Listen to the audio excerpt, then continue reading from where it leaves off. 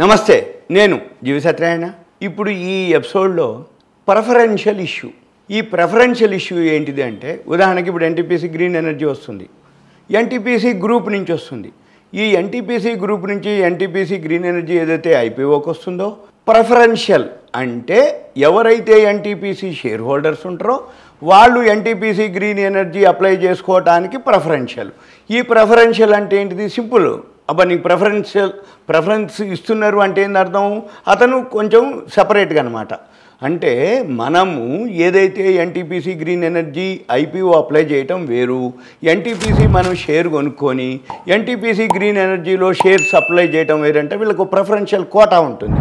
ఈ ప్రిఫరెన్షియల్ కోటాలో కొంచెం అలాట్మెంట్ ఛాయిస్ ఎక్కువ ఉంటుంది. ఇప్పుడు ఈ మధ్య బజాజ్ ఒకటి వచ్చింది, బజాజ్ హౌసింగ్, బజాజ్ గ్రూప్ నుంచి వచ్చింది. బజాజ్ గ్రూప్ నుంచి వచ్చినప్పుడు బజాజ్ హౌసింగ్ ఫైనాన్స్ షేర్స్ ఎవరైతే అప్లై చేద్దామనుకుంటారో ఐపీఓ వాళ్ళకి ఎక్కువ శాతం అలాట్మెంట్ ఉంటుంది. ఏది? ప్రిఫరెన్షియల్ ఇష్యూ ద్వారా. ఇప్పుడు అటువంటివి చాలా ఇష్యూలు రాబోయే రోజుల్లో పెద్ద లిస్టే ఉంది. నేను పేర్లు చెప్తా.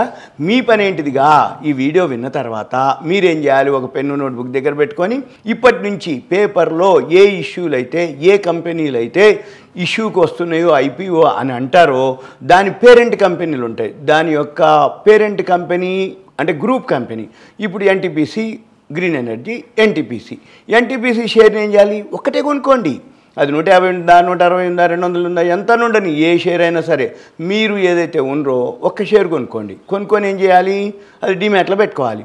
ఎప్పుడైతే ఏ ఇష్యూ ఐపీఓకి వస్తుందో ఆ ఇష్యూ యొక్క ప్రిఫరెన్షియల్ మీకు వస్తుంది. మనం ఏం చేయాలి? ఇటువంటి పెద్ద లిస్ట్ ఉంది, ఆ లిస్ట్ అంతా చెప్తా మీకు. మీరేం చేయాలి?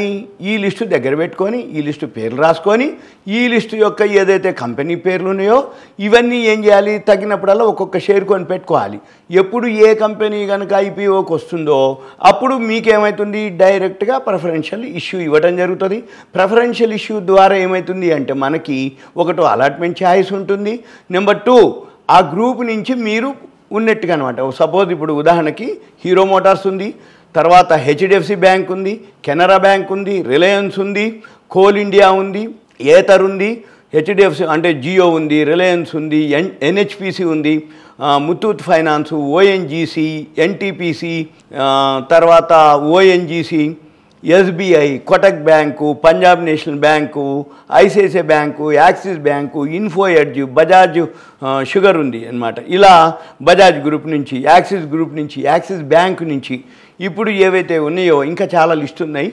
మీ పని ఏం లేదు. ఈ లిస్టే కాదు, ఇవి లిస్టులో లేనటువంటివి కూడా మీకు పేపర్లో వస్తూ ఉంటాయి. మన పని ఏంది? ఏదైతే న్యూస్ వచ్చిందో, ఏదైతే ప్రిఫరెన్షియల్ ఇష్యూ ఇస్తున్నారు అని అంటారు, ప్రిఫరెన్షియల్ ఇష్యూ అని అనరు వాళ్ళు, ఐపీఓకి వస్తున్నాం అని అంటారు. మనం ఏమంటే ఏం చేయాలి?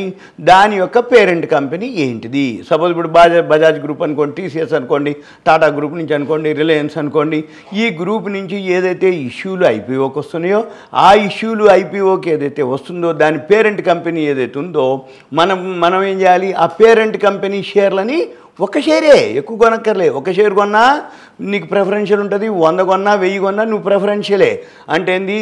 ఎప్పుడైనా కానీ కంపెనీ దృష్టిలో 100 కొన్నా 1000 కొన్నా 1 కొన్నా షేర్ హోల్డరే. వాడి రైట్స్ ఉండేవి ఏవైతున్నాయో అతనికి ఉంటాయి. కాబట్టి మీరు 1 కొన్నా 100 కొన్నా 1000 కొన్నా మీకు వచ్చే ఏదైతే అలాట్మెంట్లో అవకాశం అదేదైతే ప్రిఫరెన్షియల్ ఉందో అది మీకు వస్తుంది అనమాట. మన పని ఏంటిది?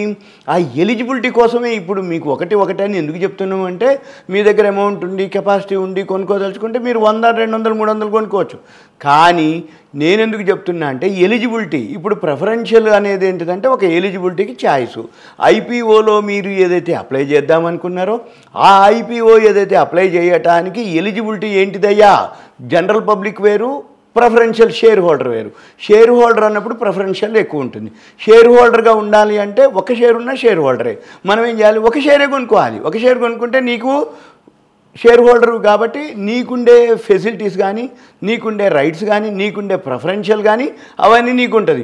అయితే ప్రిఫరెన్షియల్లో వస్తాయా అంటే రావు, కానీ అవకాశాలు ఎక్కువ ఉంటాయని చెప్పటం అంతవరకే తప్ప మీరు చెప్పారు కదా నేను ఒక షేర్ కొనుక్కున్నా, నేను ఐపీఓ నాకు అలాట్మెంట్ రాలే కదా అని అనొద్దు. ఎందుకంటున్నా అంటే మిగతా వాళ్ళకంటే మీకు అవకాశం ఉంటుందని చెప్తున్నాను అంతవరకే తప్ప వేరే విధంగా ప్రిఫరెన్షియల్ అంటే వేరే కాదు.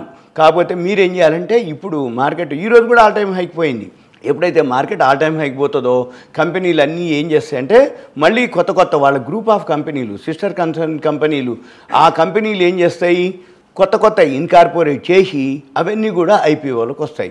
ఈ ఐపీఓలకు వచ్చినప్పుడు అవి ఫిలప్ అవుతాయో కావో, మార్కెట్ ఎలా ఉంటుందో ఏమో అని వాళ్ళు ఏం చేస్తారు, ఈ పేరెంట్ కంపెనీలో ప్రిఫరెన్షియల్ కనుక ఎవరైతే ఉన్నారో వాళ్ళకి ఇస్తారు. ఈ పేరెంట్ కంపెనీలో ప్రిఫరెన్షియల్ ఎవరైతే ఉన్నారో అంటే మనం అనుకోండి, ఉదాహరణకి ఇప్పుడు ఎన్టీపీసీ ఉంది. ఎన్టీపీసీ ఐపీఓ గ్రీన్ ఎనర్జీ వచ్చే టైంకి ఇప్పుడు మార్కెట్ ఆల్ టైమ్ హైలో ఉంది కాబట్టి ఓకే. ఒకవేళ మార్కెట్ కనుక ఫాలో అయింది అనుకోండి ఆ టైంకి మళ్ళీ సబ్స్క్రైబ్ కాదు.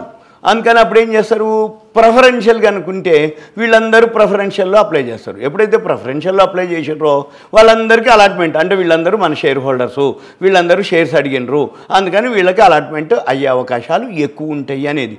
అయితే మార్కెట్ ఇప్పుడు ఆల్ టైమ్ హైలోకి పోయింది కాబట్టి ఎప్పుడైనా కరెక్షన్ రావచ్చు, ఎప్పుడైనా ఎక్కడైనా ప్రాఫిట్ బుకింగ్ జరగవచ్చు.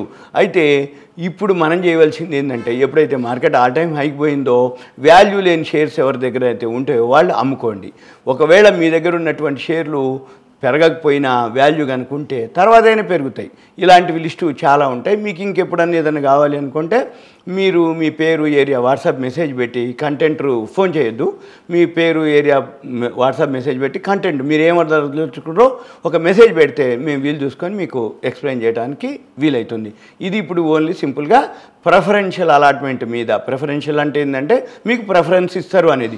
జనరల్ పబ్లిక్ వేరు, షేర్ హోల్డర్ ప్రిఫరెన్స్ వేరు. సింపుల్గా మనం ఒక షేర్ కొనుక్కుంటే మనకి వాళ్ళ గ్రూప్ నుంచి ఏదైతే ఐపీఓలు వస్తాయో దాంట్లో మనకి ప్రిఫరెన్స్ ఉంటుంది అనేది దీని అర్థం సింపుల్గా. Okay, thanks.